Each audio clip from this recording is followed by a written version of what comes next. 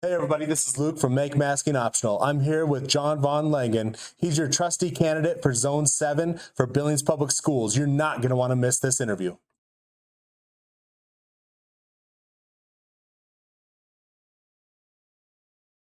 So we're going to change topics. We're going to talk about the miscellaneous category here. Do you think it's possible to foster an environment of cooperation within the school board without compromising your morals or ethics? I think so. I think there's lots of ways you can discuss things without compromising your ethics. I think the worst thing we can do is just say, I'm against that and not discuss why. You need to put your ideas out there and explain why those are your ideas. And just starting that dialogue, I think, can actually help folks hopefully get an understanding of where everyone's coming from and hopefully get to some kind of resolution that at least people can understand how they got to their opinion. That's good. Yeah, I 100% agree with that. Okay, so a two-part question. Do you have any experience with evaluations? And was there anything about the superintendent's evaluations that stood out to you? 2 parts, huh? All right. Yes, I've had a corporate job in the past, and so I'm very familiar with evaluations and evaluation processes, if you will. Now, with respect to the current evaluation, yes, there was one thing that stood out to me. There wasn't a needs improvement section or anything along those lines. All of your options were great, amazing, super amazing. So I think that should be looked at. I mean, even for myself, all of us aren't perfect. All of us have things that maybe we failed at, maybe we could improve at. I think those things need to be listed for everyone, including our current staff, even our most senior staff, like our superintendent. Yeah, and I think there's a way to do it without being disrespectful. Absolutely. Constructive criticism. I'm not a perfect person. There's many things I can improve on, and hopefully if we get some positive or constructive criticism, that will help us all get better. I agree. Recently, there's been a controversial topic in Billings Public Schools around 2 books that were in the library, Gender, Queer, and Lawn Boy.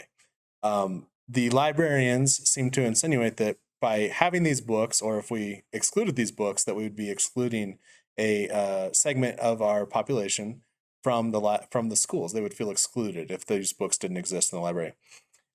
Thinking of that, how can we create an environment of inclusion specifically for like the LGBTQ community in our schools while keeping child pornography out of the schools? Sure. I think that's an important question today.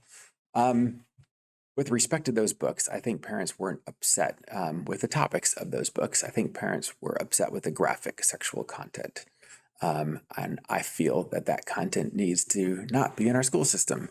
Unfortunately, the current board has decided that, it's every kid's right, regardless of age, to have these available. I think that's contrary to what parents would like. So perhaps maybe a solution with respect to that is with respect to those books in particular, or anything else that is graphic sexual content, that we have them in a certain section that would require, a parent permission for a kid to check those out if those books have to stay in there. I think that's one way to keep those books and also balance parents' rights to not have their kids see that type of material.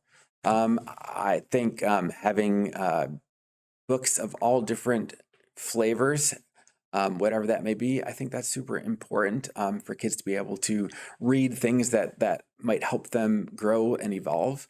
But I don't think pornography is one of those areas that kids need to grow into. That's good.